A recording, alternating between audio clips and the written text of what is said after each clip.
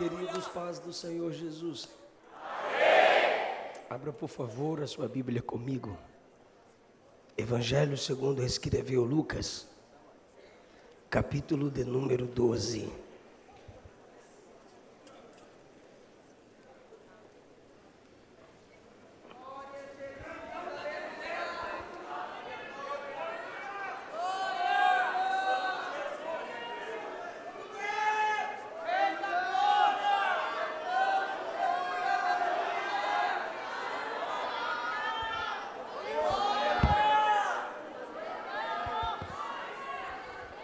Evangelho segundo escreveu Lucas, capítulo 12, podemos ler, digam amém. Amém. O versículo 1 diz assim: ajuntando-se, entretanto, muitos milhares de pessoas, de sorte que se atropelavam uns aos outros, começou a dizer aos seus discípulos: acautelai-vos, primeiramente, do fermento dos fariseus, que é a hipocrisia. O versículo 13 diz assim: e disse-lhe um da multidão: mestre, dize a meu irmão que reparta comigo a herança. Mas ele lhe disse: homem, quem me pôs a mim por juiz ou repartidor entre vós?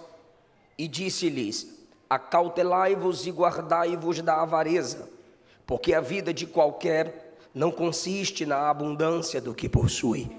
E propôs-lhes uma parábola dizendo: a herdade de um homem rico tinha produzido com abundância, e arrazoava ele entre si dizendo: que farei? Não tenho onde recolher os meus frutos. E disse: farei isto, derribarei os meus celeiros, edificarei outros maiores, e ali recolherei todas as minhas novidades e os meus bens. E direi à minha alma: alma, tens em depósito muitos bens para muitos anos, descansa, come, bebe e folga. Mas Deus lhe disse: louco, esta noite te pedirão a tua alma, e o que tens preparado, para quem será? Assim é aquele que para si ajunta tesouros e não é rico para com Deus.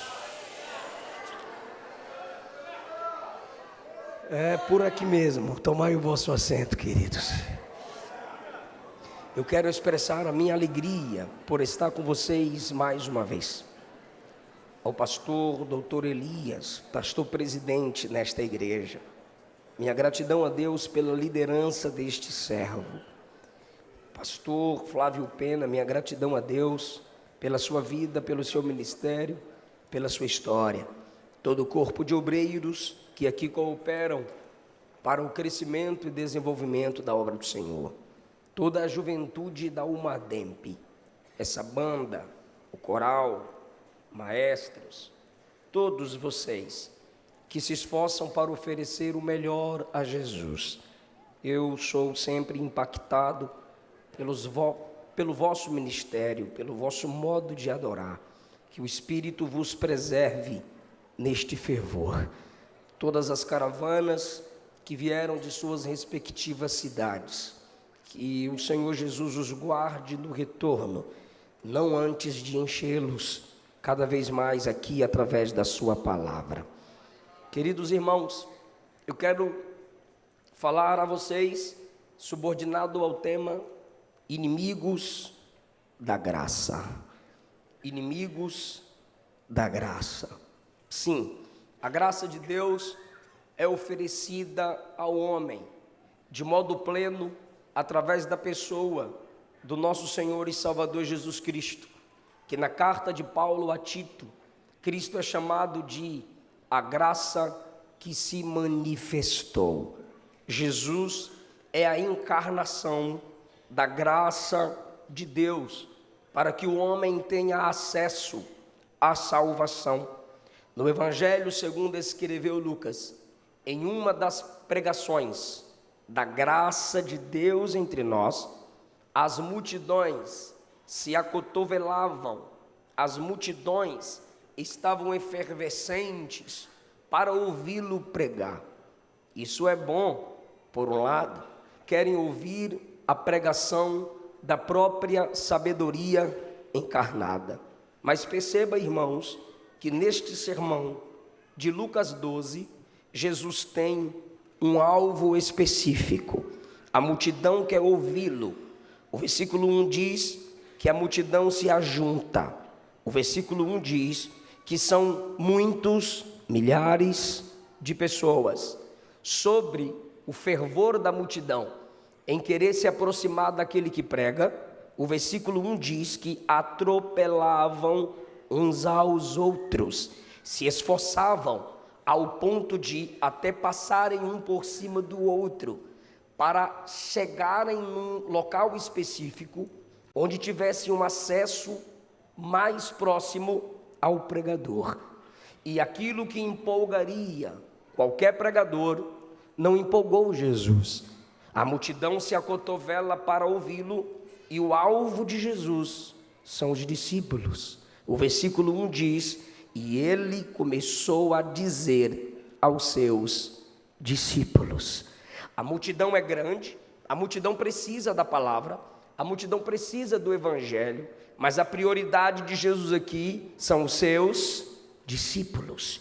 Percebam que do versículo 1 até o versículo 12, Jesus fala diretamente com os discípulos.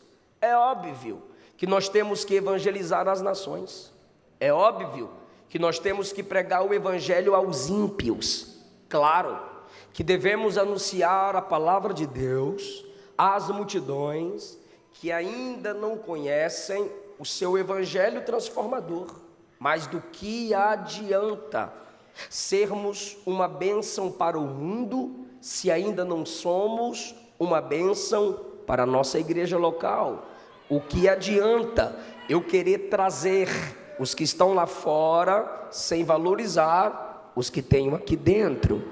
O que adianta eu querer a proximidade dos que estão longe se não valorizo a vida dos que são próximos? Do que adianta, igreja, nós batalharmos teologicamente contra a ideologia de gênero lá fora, se não ensinarmos a teologia do Gênesis aqui dentro? Do que adianta enxergarmos os ímpios lá fora, sem olharmos para os discípulos aqui e os capacitarmos para que no tempo certo vão e façam discípulos? Sempre tem o YouTube bobo, net crente, web crente, que quando eu, com certeza, faz o seguinte: quando eu postar a foto dessa pregação aqui na Umademp, vá lá nos comentários, vai ter o desigrejado net crente YouTube bobo bem assim, ó: igreja tá cheia, e na rua. Aí eu não aguento, eu falo: manda foto tua pregando na rua. Por quê? Porque eles não entendem o que Paulo disse, que na igreja Deus põe apóstolos, profetas, evangelistas, pastores, mestres. Quem tem a chamada profética evangelista, seu público-alvo são as multidões. Só Jesus exerceu todos os ministérios com perfeição. Quem tem um ministério profético evangelístico vai valorizar os ímpios, estará entre eles, com estratégias bíblicas direcionadas pelo Espírito, submisso a uma liderança bíblica, para trazê-los ao Evangelho. Quem tem a chamada de mestre pastoral precisa também valorizar esse público de discípulos para capacitá-los. Do que adianta o evangelista lá fora prega o arrependimento sem conduzi-los à igreja do Senhor para ser discipulada pelo pastor mestre? Então você que ganha a alma lá fora, você a conduz à igreja do Senhor para que essa pessoa seja discipulada, desça as águas, conheça as doutrinas basilares da fé, se desenvolva nos dons espirituais. Você que tem a chamada de mestre pastoral, você prega a palavra que ensina que educa para o exercício e da justiça da fé. Só que nós não podemos, ao sermos ensinados, vivermos trancados dentro de 4 paredes, enquanto a gente precisa entender que o evangelho templocêntrico não é o correto, o evangelho urbano precisa ser exercido. Vivemos nesse equilíbrio. Jesus valoriza os discípulos a despeito de uma grande multidão que quer escutá-lo. E o primeiro ponto da pregação de Jesus aos discípulos é: cuidado com a hipocrisia, cuidado com as máscaras. Não vejam o ministério como um palco, onde você se apresenta com uma máscara e quando acaba o culto você remove a máscara.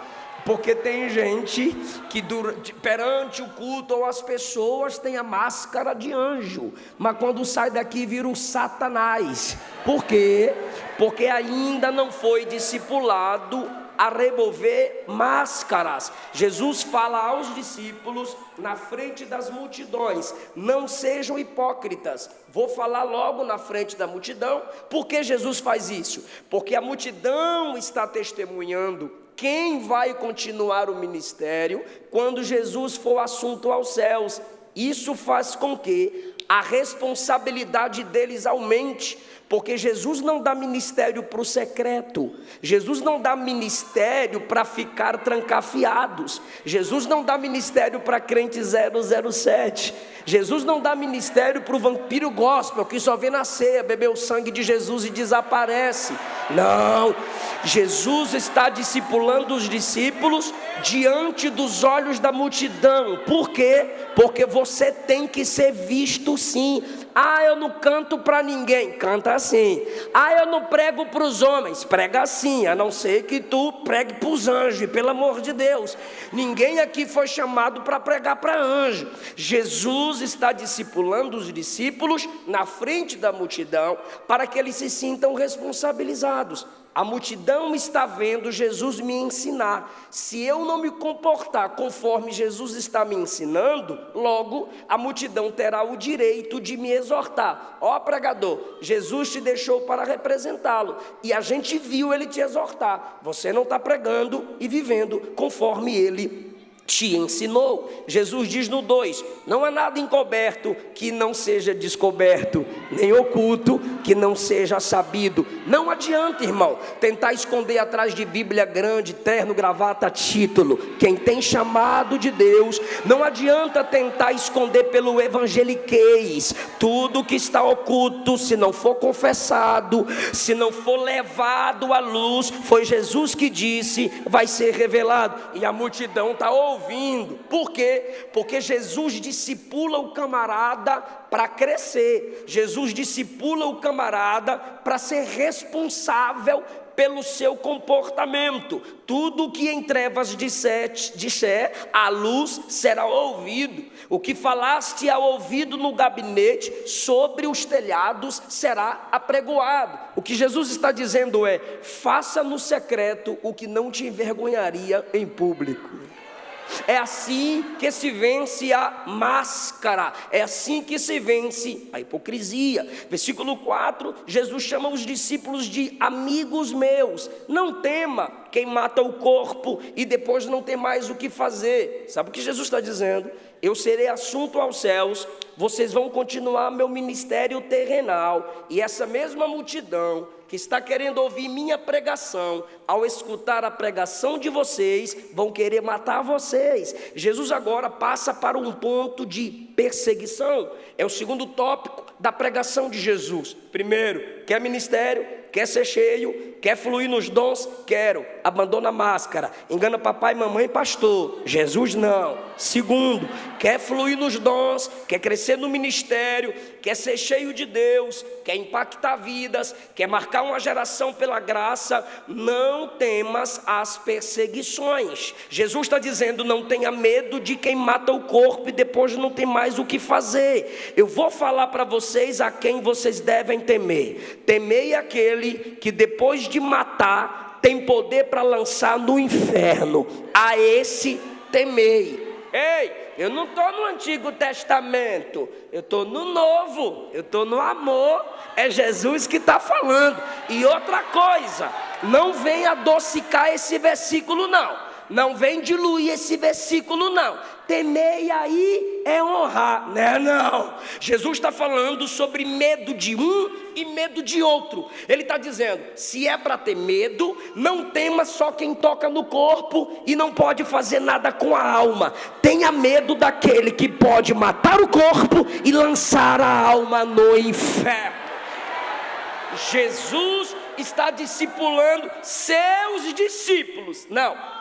Isso aqui não é para qualquer um, é para quem é discípulo. Isso aqui não é bebê que pensa que igreja é berçário e que Jesus é babá. Isso aqui é para quem é discípulo. Jesus está dizendo, vai ter perseguição, mas não é para temê-los. Versículo 8, aquele que me confessar diante dos homens, também o Filho do Homem o confessará diante dos anjos. Jesus está dizendo, a pressão vai chegar, porque você pediu poder, você pediu dons, você pediu para ser usado, você disse eu quero. Eu vi vocês chorando, e eu também.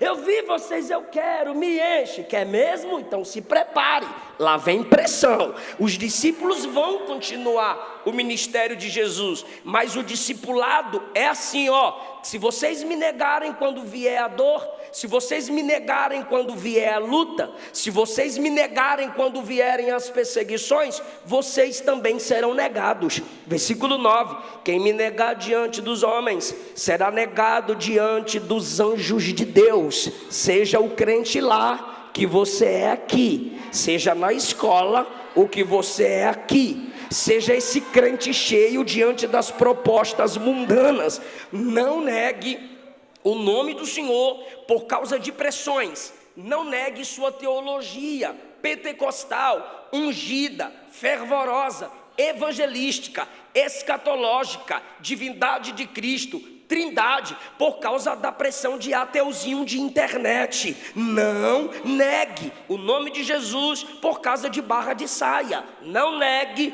o nome de Jesus por causa de um camarada que só tem gel e piolho na cabeça. Não negue o nome de Jesus e os princípios bíblicos por causa daquele professor comunistinha que não sabe educar, só sabe apresentar ideologias. Se você me negar diante dos homens, eu vou te negar diante dos anjos. Tá lá para dar aula, não para criticar minha fé. Tá aí para dar aula, não para criticar a Bíblia. Se começar a criticar a Bíblia, falando de lá para cá, vai ouvir daqui para lá. Por quê? Porque aqui é ambiente de se estudar e não de se atacar a minha fé. Atacou a fé, abre a boca e fala. Atacou a fé, abre a boca e fala. Não negue o nome do seu Jesus. Aleluia! Ainda no contexto de perseguição, versículo 11, quando vos conduzirem, quando, diga quando.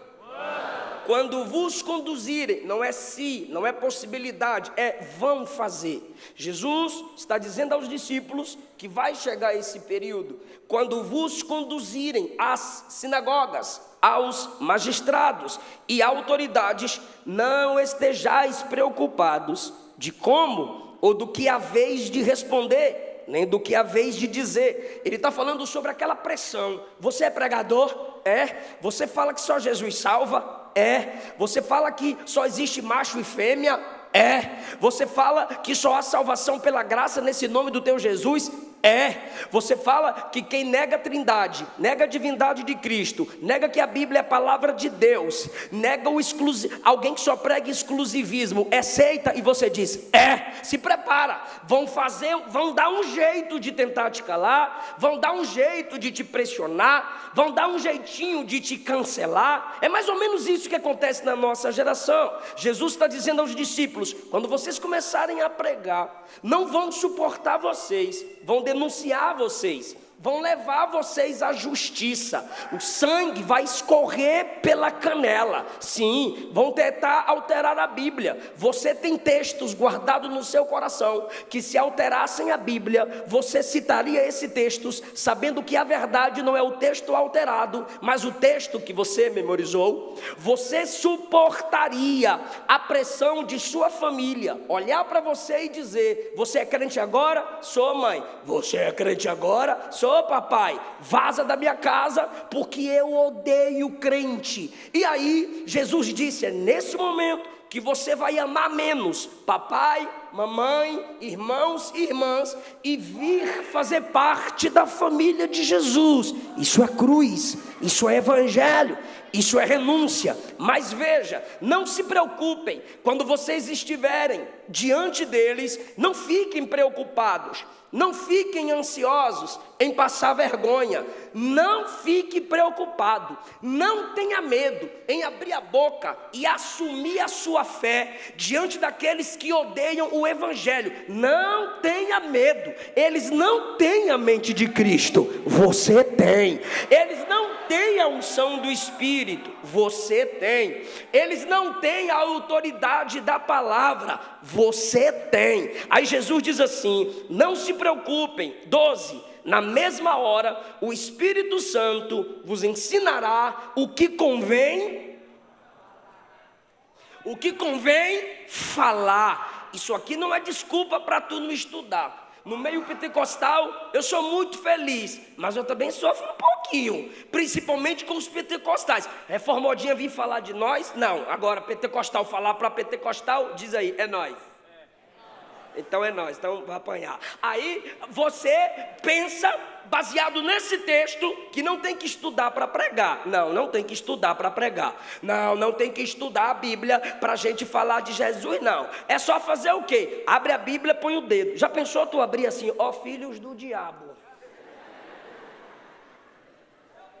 Deus vai falar comigo agora, como se a Bíblia fosse uma caixinha de promessa. Não, mas está escrito, pastor, que quando a gente vai pregar, é só abrir a boca que o Espírito fala. Não está escrito isso não. Está escrito aqui que o Espírito vai ensinar, o Espírito vai lembrar, o Espírito vai agir num contexto de perseguição e não de preguiça. Jesus não está prometendo que o Espírito vai agir na sua mente se você dorme 4 horas rindo no TikTok lá, kkk.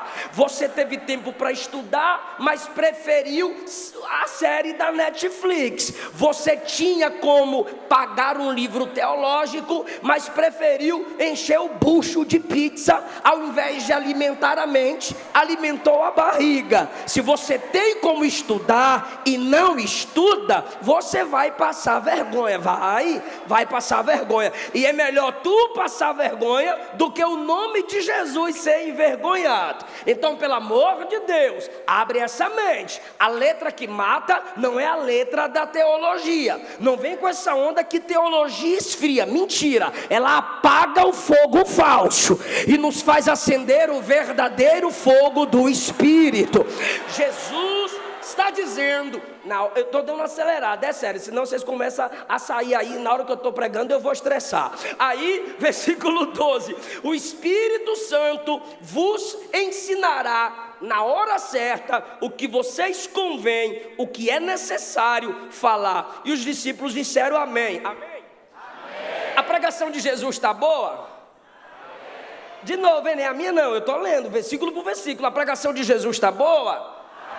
Jesus está pregando, e enquanto Jesus está pregando, para quem? Só mais uma, para quem? Enquanto Jesus está pregando para os discípulos, um camarada lá na multidão, que Jesus não quis falar com a multidão, faz assim: Senhor, mestre, pois não, ordene que meu irmão divida a herança comigo meio a meio. Imagina tu pregando e o camarada interrompe o sermão pensando em herança, pensando em grana, pensando em ficar rico. Jesus está falando com a multidão e de repente ele se intromete. Primeiro ponto da nossa mensagem, que começa agora. Primeiro, inimigos da graça querem que Deus trabalhe do jeito deles. Jesus está pregando sobre hipocrisia. Ele deveria estar se examinando. Eu preciso melhorar. Jesus está pregando sobre perseguição, e ele está ouvindo aí no meio da multidão. Ele poderia, eu vou me preparar, porque Jesus está dizendo que vai ter luta. Não, ele está no culto, mas a mente está na herança. Ele está no culto, mas a mente está na briga com o irmão. Meu irmão vai ver quando eu sair daqui hoje. Jesus vai sair comigo e vai olhar o dedo na cara dele assim, ó. Dá a herança pro moleque aí, ô ladrão. Jesus vai comigo e ele vai se dar mal. E Jesus está pregando, os discípulos tadinhos apanhando que só. E ele aqui fora pensando em terreno. A graça está sendo manifestada. Jesus está oferecendo educação teológica. Jesus está engrossando as costas de quem quer fazer parte do reino, e ele está pensando em ficar rico. Os inimigos da graça se sentem senhor de quem chama de mestre. Preste atenção no tom, por favor. Ordene que meu irmão divida a herança. Ele chama Jesus de mestre, mas ele se sente o senhor do mestre. Jesus é o servo dele. Olha que bonitinho. Eu estou no culto, mas eu determino. Eu estou no culto, mas eu decreto. Abra a boca e decrete. Abra a boca e determine. E o crente que não lê Bíblia, eita papai, eu determino. Não. Mentira, mentira, mentira. Você não determina nada. Crente ora e Deus responde quando quer. Crente ora e Deus responde quando quiser. Ah, pastor, mas 1 Reis 17 diz que Elias chegou assim, ó, e disse, ó, segundo minha palavra não chove. A questão é que você tem que interpretar o até pelos óculos do NT. E o NT, em Tiago capítulo 5, diz assim, ó, e Elias orou para que não chovesse.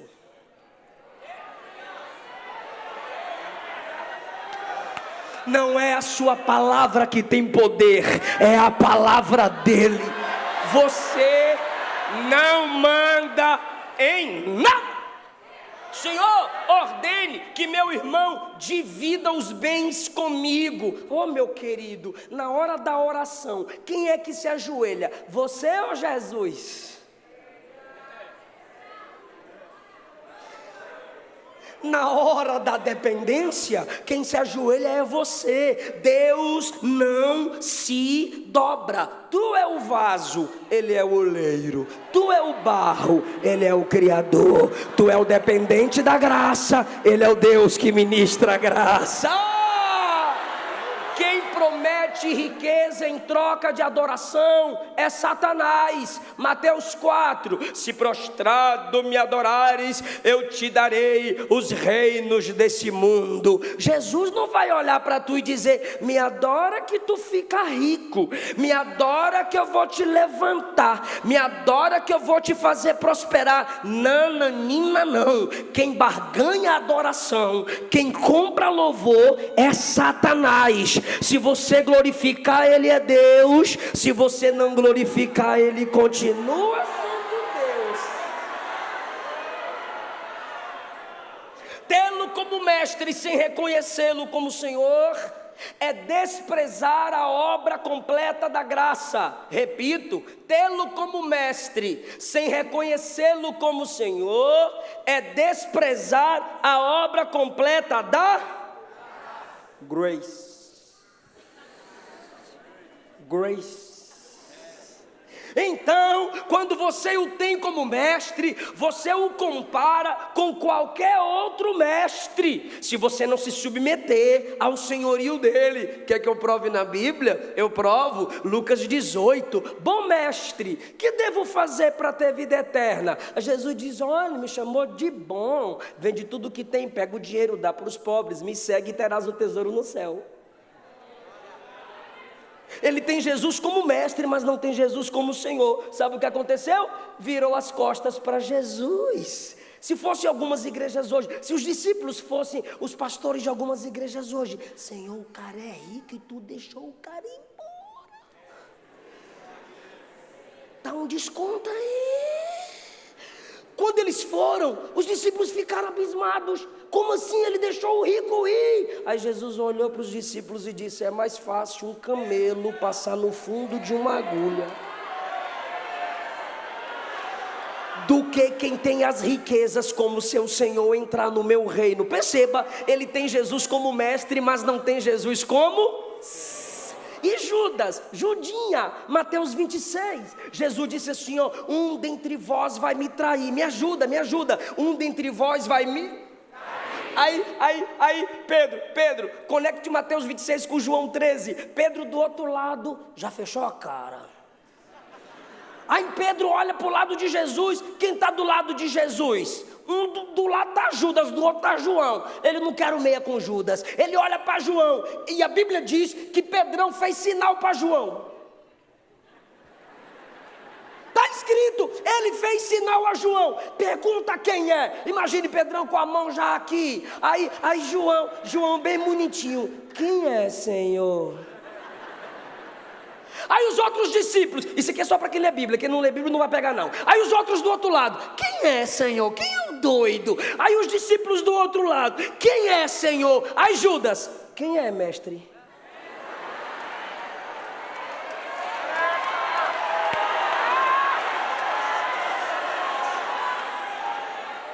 Deus, de João capítulo 8, os escribas e fariseus, doutores da lei, pensando em humilhar Jesus teologicamente, coitados, a própria sabedoria encarnada, sem envergonhada por aqueles homens caídos, miseráveis, pobres, cegos e nus, dependentes da graça, chegaram diante de Jesus. Senhor, essa mulher foi apanhada no ato do adultério. Os camaradas ficaram de butuca no buraco da porta, olhando o que a mulher estava fazendo, irmão.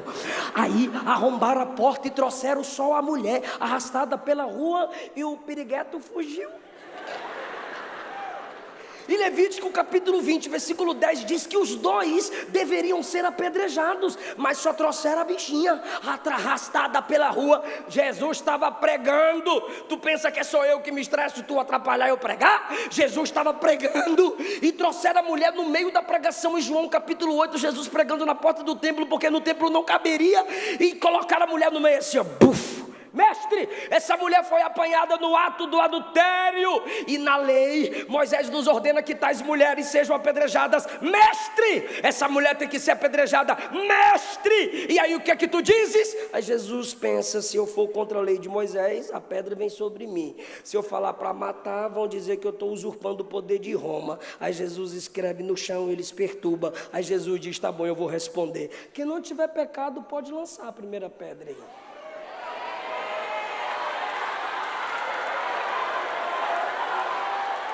Aí começaram a se retirar um por um. Rapaz, eu roubei o jegue do vizinho. Rapaz, eu tô cobiçando a mulher do vizinho lá, só a graça. Começaram a se retirar um por um. Jesus se abaixou de novo e está escrevendo. Quando ele levanta a cabeça, tá a mulher sozinha, ferida, arrependida. Olha a diferença. Quem chamou Jesus de mestre, vazou. Ela continuou. Quem chamou Jesus de mestre, vazou. Ela continuou. Jesus olhou e disse, mulher, cadê os teus acusadores? Ela levantou e disse, Senhor, ninguém me condenou. Senhor. Teve gente que não pegou. Ela está diante do juiz. Ela poderia ter vazado, mas quando ela chegou, ela entendeu que ela estava na presença de alguém que é acima de mestre. Ele é Deus, Ele é soberano, Ele é a graça manifestado. Ninguém me condenou. Eu também não te condeno. Vai, mas vigia. Vigia, mulher. Não peca, mas não. Ou seja, aquele camarada tem Jesus como mestre, mas não tem Jesus como Senhor de sua vida. Se você o tem como mestre e não como Senhor, você está desprezando a obra completa da graça. A graça me torna servo. E a graça me torna alguém que depende da sabedoria de Jesus como mestre. Aí Jesus dá uma pancada de quina. Quem falou para tu que eu sou juiz teu? Está aqui, ó, versículo 14. Quem me pôs por juiz e repartidor entre você e o seu irmão? Esse camarada, depois que leva essa pancada de Jesus, é claro que ele se cala. Desculpa aí. Olha o que Jesus faz no versículo 15. Acautelai-vos e guardai-vos da avareza. Jesus está denunciando o pecado dele. E qual era o pecado dele? Só se você pensa que Jesus fala coisa com coisa sem pensar. Bora lá? Olha o que é que ele disse. Manda meu irmão dar a minha herança. E na lei, Deuteronômio 21:16, diz que o irmão mais velho tinha porção dobrada da herança. Acabou. Regra é regra. Ele quer que Jesus quebre a lei para deixar ele mais rico. Ô rico. Aí Jesus diz, quem me constituiu juiz sobre esse negócio teu aí? A minha prioridade não é decretar qual é a sua parte na herança. A minha prioridade não é brigar com teu irmão. Eu não estou aqui para te dar herança terrenal. Eu estou aqui para te dar uma herança no céu. Eu estou aqui para te garantir vida eterna. Aquele não era um desejo lícito. E todo desejo ilícito nasce na avareza. O que é o avarento? É aquele que não se contenta com o que tem, compete com quem tem mais e se sente incompleto quando perde coisas. Ele pode perder gente, então nem aí. Ele pode perder a unção, ele não está nem aí. Vem para o culto, sai do culto, entra frio, sai gelado, entra vazio, sai oco. Ele não está nem aí. Agora, irmão, perder um dinheirinho, bateu um carro, tadinha da esposa, coitado dos filhos, o cara endemonia nos grupos, o cara chega na escola entrando no Satanás. Por quê? Porque é avarento. O culto está uma bênção, o culto está top. Vai o pastor falar na hora da oferta, ele faz assim, ó. Pode falar de qualquer coisa. Falou de dinheiro, o Satanás atribula o cabra no culto. Porque avarento, compra o que não precisa para impressionar quem não conhece.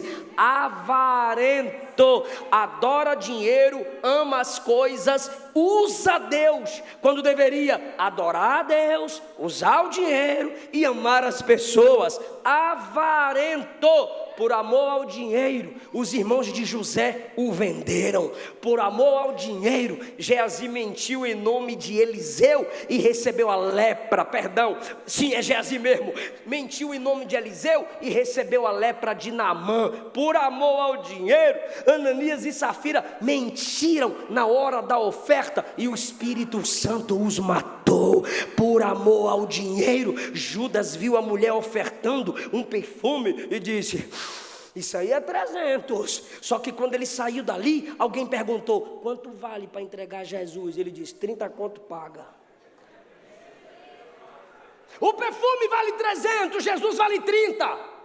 Quanto vale sua Netflix? Sua assinatura na Premiere, Max, HBO, sei lá o que é que você assinou. Agora tem quanto tempo que você não sustenta um missionário?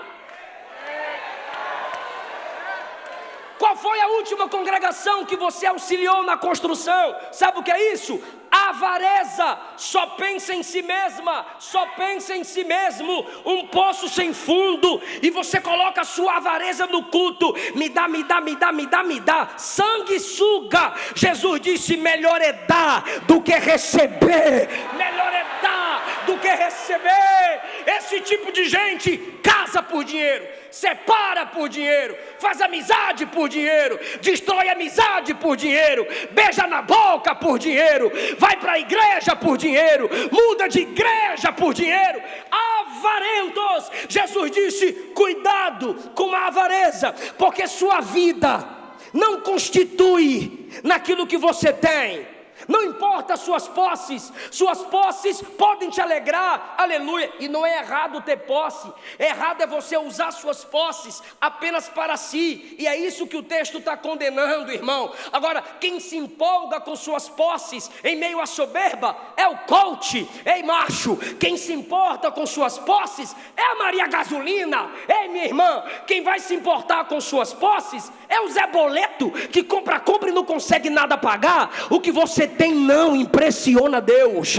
No reino de Deus, você não tem valor por aquilo que você conquista terrenalmente, porque Ele não morreu na cruz para te dar Rolex, Ele não morreu na cruz para te dar carrão, Ele não morreu na cruz para te dar mansão na beira da praia, Ele morreu na cruz para te resgatar do caminho do inferno e te garantir a eternidade.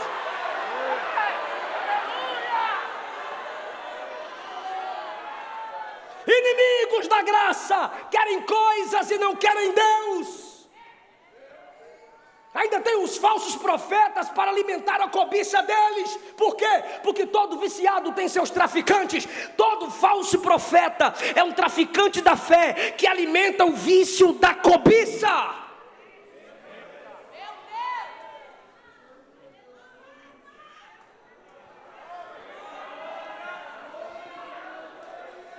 Agora, inimigos da graça criam, cavam abismos ao invés de pontes. Olha só do que Jesus chamou os discípulos.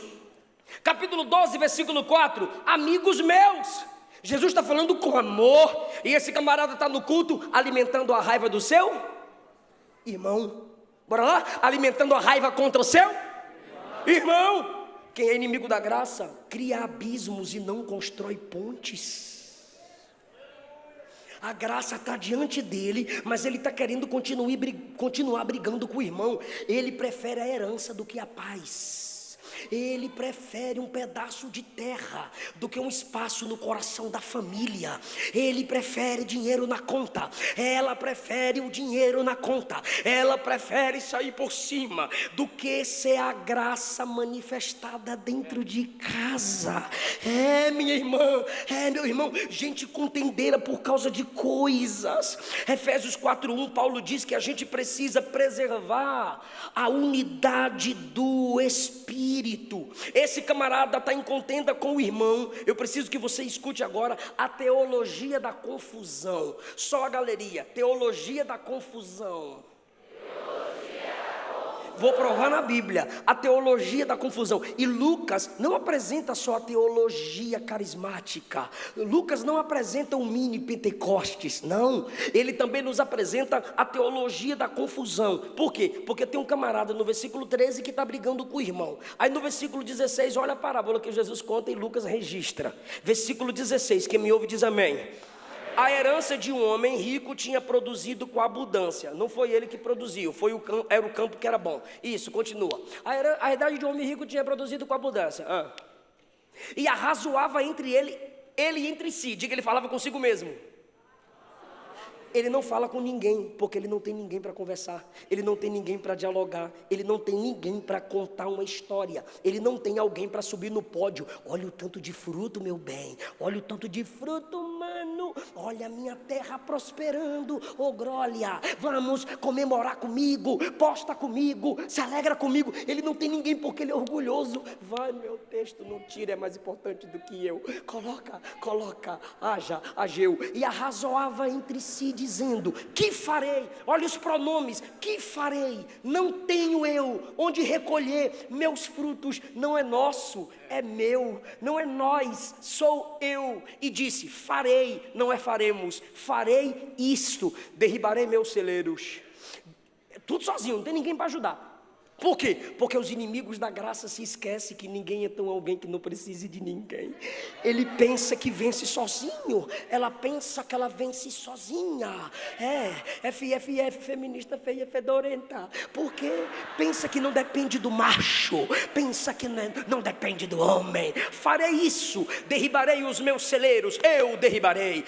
Edificarei outros maiores. Eu edificarei. É o bichão mesmo, né? E ali recolherei todas as minhas novidades e os meus bens. Pelo amor de Deus, não tem com quem compartilhar, não tem ninguém para ajudar a derrubar um celeiro e levantar outro. Por quê? Porque é contendeiro, é materialista, é encrenqueiro, é encrenqueira. Tem gente que abre a boca, irmão, e posta lá no Instagram aquelas fotos mentirosas cheias de filtro. Cheguei no topo, ainda põe a voz grossa, cheguei no topo sem ninguém me ajudar. Você chegou no topo sem ninguém te ajudar. Deve ser porque você derrubou muita gente no meio do caminho. Inimigos da graça não enxergam a graça no outro. Inimigos da graça pensam que vão crescer sozinho e não vão. E Lucas apresenta essa teologia da contenda, essa teologia da confusão. E eu vou mostrar o ponto máximo disso. Lucas 5, Jesus cura um paralítico e os fariseus brigam com Jesus. Lucas 6, os discípulos colhem espigas para comer no sábado. E aí, quem briga com os discípulos? Os adventistas, mentira, os fariseus. Lucas 7, a mulher pecadora adora. Quem briga com Jesus? Os fariseus. Lucas 8, Jesus liberta o gadareno. Aí os demônios falam assim: ó, nos manda para os porcos. Jesus disse: vai para os porcos. Aí os bichinhos se jogaram assim, ó, no abismo. Aí o povo olhou para Jesus, olhou para os bichinhos, olhou para Jesus, olhou para os bichinhos. O camarada está liberto aqui, o camarada que se feria com pedra, o camarada que gritava, o camarada que vivia no cemitério está liberto, vestido, bonitinho, adorador. E a multidão está: meu bicho, Jesus. Irmão, pai de pé, tinha a sua graça. Olharam para Jesus e disseram: vaza daqui, porque você destruiu os bichinhos. Mas tem um homem liberto. Não quero saber, você matou os bichinhos. O que é isso, gente? É a teologia da contenda. Lucas 9, os discípulos estão brigando para ver quem é maior. Lucas 10, Marta briga com Maria. Maria só fica ouvindo pregação no YouTube. Maria fica ouvindo os hinos da Umadep. E eu estou aqui fazendo tudo. Maria preguiçosa, vem me ajudar. Brigando, meu Deus. Falei, pai de pet, tem gente com cara feia. Lucas 11, a Bíblia diz que os fariseus criaram contenda com Jesus, porque Jesus não se banhou para comer. Quem é que vai chegar com fome e vai primeiro tomar banho para comer, meu Deus? Tem gente que é encrenqueira demais. Em todos os textos de contenda, Jesus nunca fica do lado de quem levantou a contenda. Aí talvez tu diga: pastor, mas eu já te vi brigar na internet. Mas não foi eu que comecei, foi ele. Jesus nunca ficou do lado de quem iniciou a contenda. Lucas 12, tem dois irmãos brigando por causa de herança. Lucas 15, o irmão mais velho: papai, estou com raiva. Por quê, meu filho? Porque o senhor recebeu o maninho de volta. Eu estou com raiva, papai. Dois irmãos brigando. Lucas apresenta a teologia da contenda. Sabe quando acaba a contenda entre irmãos no Evangelho de Lucas? No inferno. Então tá bom, eu vou ler Lucas 16, 27. E o rico, estando no inferno, disse: ó pai Abraão, me mande à casa de meu pai, pois eu tenho 5 irmãos, para que lhe dê testemunho, para que eles não venham para esse lugar de tormento.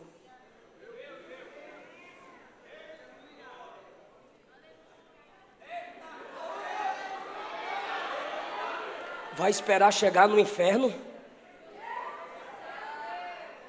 Essa mágoa vai te levar para o inferno. É pecado.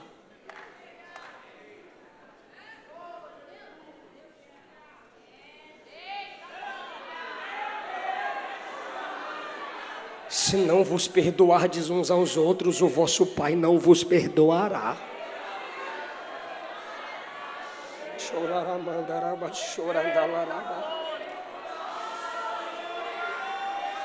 Eu não preciso mexer com você porque eu prego a palavra, mas por favor, pergunta assim para alguém: vai esperar chegar no inferno? Ou vai se encher do Espírito?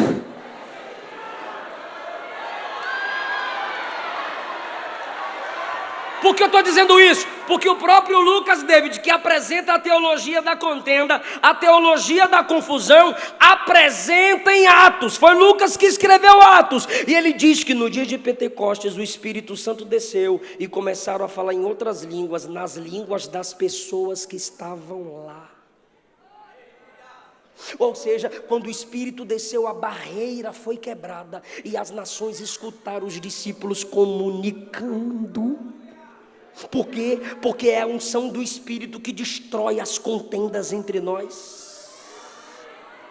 E quando começaram a criticar os crentes falando em outras línguas, Pedro levantou e novamente Pedro fala sobre quebra de barreiras. Eu estou encerrando. Pedro levantou e disse assim no capítulo 2, versículos 18 e 19: o que está acontecendo aqui é a profecia de Joel. E acontecerá que nos últimos dias derramarei do meu espírito sobre toda a carne. Olha as unidades: vossos filhos e filhas profetizarão, vossos jovens terão visões, vossos velhos sonharão, escravos e livres, todos cheios do Espírito, numa só comunidade, sem ninguém se sentir superior ao outro. Ai, irmão, judeus e samaritanos não se comunicavam. Quando você chega em Atos 8, a Bíblia diz que os samaritanos receberam o Espírito Santo pela imposição das mãos dos judeus. Porque quando o Espírito chega, a gente prefere as pessoas do que a grana, a gente prefere as pessoas do que as coisas.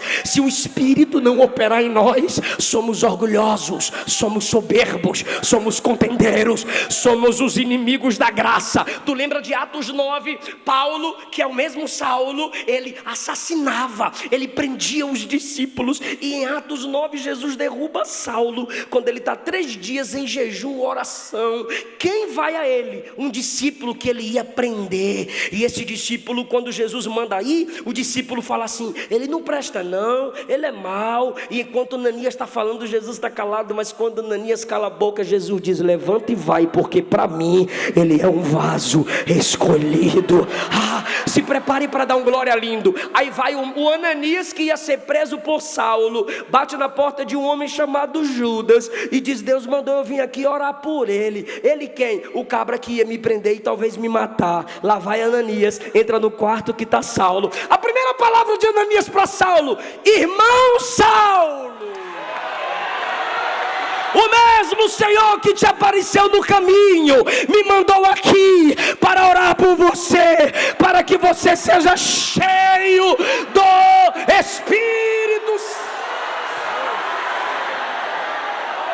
Não adianta você estar aqui na igreja: Senhor, eu quero ver tua face. Aí Deus olha do céu para você e diz assim: olha para o lado. Aí você diz: Senhor, que não adianta. O que é o culto, pastor? O culto é eu servindo a Deus com os meus irmãos, servindo a Deus enquanto eu sirvo meus irmãos. Eu vou provar na Bíblia, Isaías capítulo 6. No ano em que morreu o rei Uzias, eu vi o Senhor assentado sobre um alto e sublime trono. Suas vestes enchiam o templo tremia e a casa se encheu de fumaça. Vi serafins que voavam ao redor dele, cada um tinha 6 asas, com 2 cobria o rosto, com 2 cobria os pés, e com 2 voavam. Olha a adoração agora. E clamavam uns para os outros: Santo, Santo, Santo, Santo é o Senhor dos exércitos. Ei, irmão! Então olhe para o seu irmão, olhe para o seu irmão, olha para o irmão, diga: sua luta vai ser a minha, sua prova vai ser a minha, sua vitória também vai ser a minha vitória.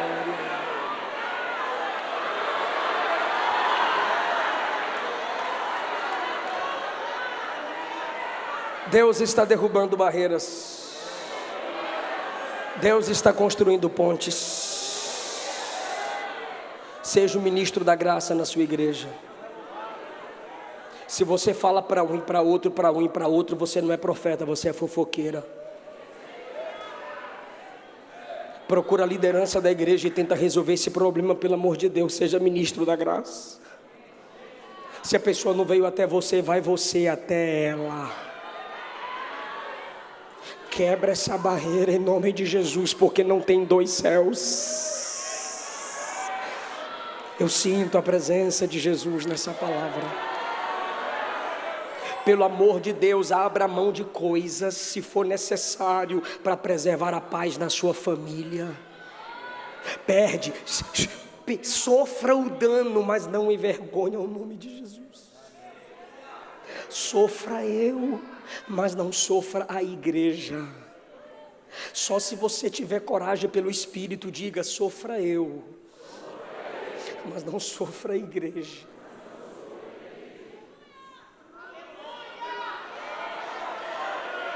Oh, quão bom e quão suave é que os irmãos vivam em união.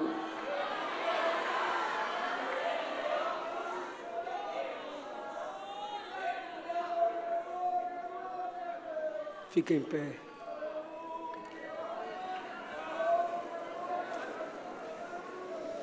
Pastor, como é que eu faço para vencer a contenda no meu coração? Olha a graça, olha o poder da graça. Pastor, como é que eu faço para vencer a contenda no meu coração? Olha o poder da graça, versículo 21. Seja rico para com Deus. Sabe o que isso significa? Se encha das coisas de Deus.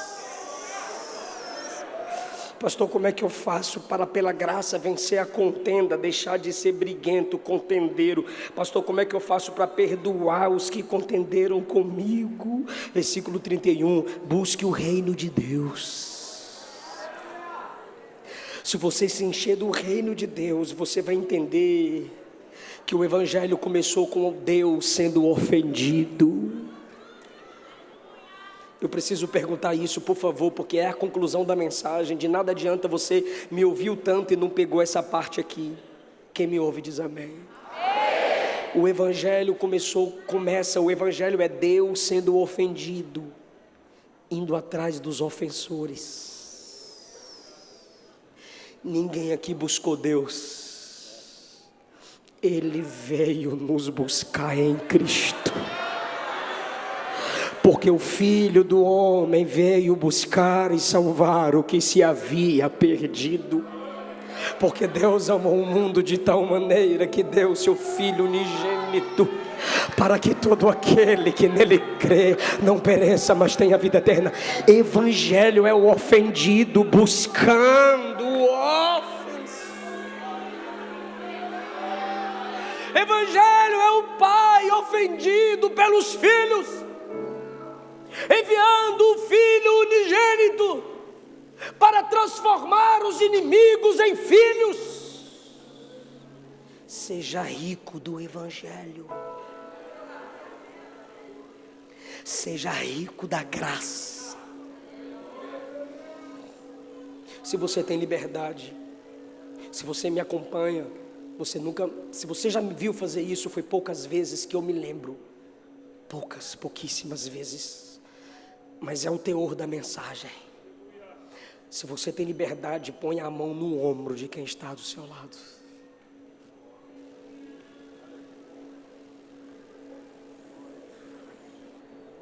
Senhor, o diabo quer matar esse ministério no ventre. O diabo quer destruir a semente desse sonho com a soberba, com a contenda. Dá paz no coração dele. Traz a paz ao coração dela. Leva-nos a perdoar nessa tarde. Leva-nos a enxergar com o olhar da graça. Receba a graça. Eu não sei pelo que você passou, mas eu sei que você está superando o que passou pela graça.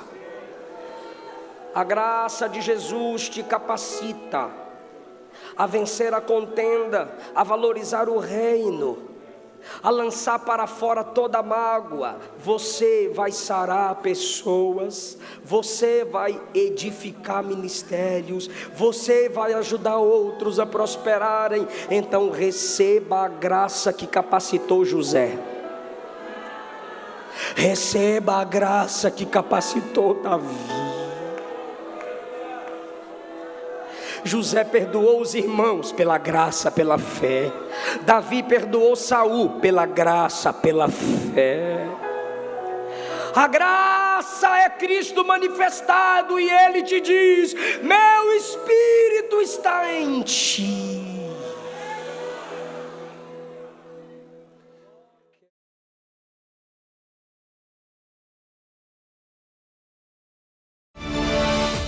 Perus, desde 1947, abençoando o Brasil.